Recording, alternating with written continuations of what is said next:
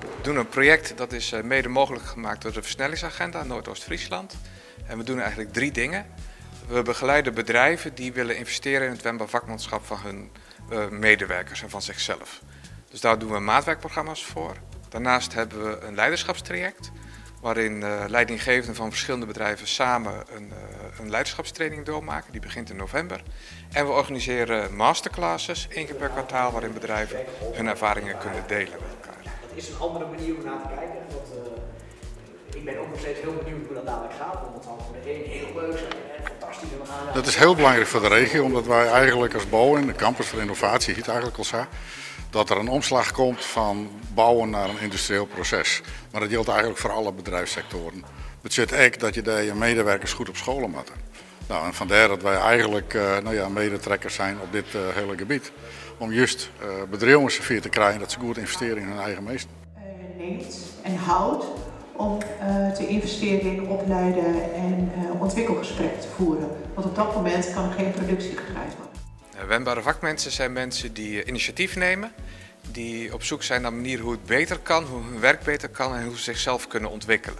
En die goed in staat zijn om daarin samen te werken met collega's en anderen. Hetzelfde verhaal, maar er zitten allemaal personages in en die komen terug.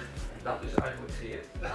Wendbaar vakmanschap is belangrijk omdat organisaties ontzettend in verandering zijn. Er komen nieuwe eisen vanuit de maatschappij, verduurzaming, circulariteit, allerlei nieuwe technieken. En dat vraagt heel veel aanpassingsvermogen van de bedrijven en ook van de mensen in de bedrijven. En op het moment dat mensen zelf wendbaar vakmanschap laten zien, zelf initiatief nemen, gaan dat soort veranderingen veel makkelijker en veel soepeler. Ja, we willen wel, maar ja, je houdt die spanningsvelden. En dat is een uitdaging. Wij vinden het belangrijk dat onze mensen in ontwikkeling zijn. We hebben een hoge gemiddelde leeftijd en lange dienstverbanden, waardoor er heel veel kennis onder onze mensen is. En door wendbaar vakmanschap weten wij die kennis met elkaar te verbinden en mensen uit te dagen die kennis te delen. En jullie werken daarin samen met het onderwijs. Wat is daar de meerwaarde van? Doordat wij samenwerken met het onderwijs zien wij dat onderwijs en bedrijfsleven dichter bij elkaar komen. We begrijpen elkaar beter, waardoor de mensen de studenten die nu van school komen makkelijker instromen in het bedrijfsleven en er geen gap ontstaat. Nou, als bouw zetten wij juist in op innovatie binnen de bouw. Maar innovatie is net alleen nog geen materiaal, maar innovatie gaat met name hoe de mens, de werknemer die daar werkt.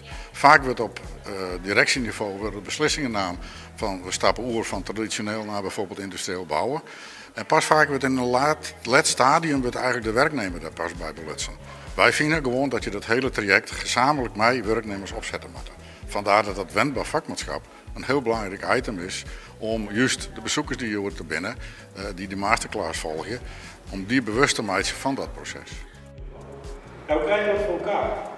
Ja, dan uiteindelijk betrokkenheid. Bedrijven in Noordoost-Friesland die worden van harte uitgenodigd om mee te doen. Die kunnen contact met mij opnemen. Mijn contactgegevens staan op onze website. En de website is wvlo.nl. Wendbaar vakmanschap in lerende organisaties.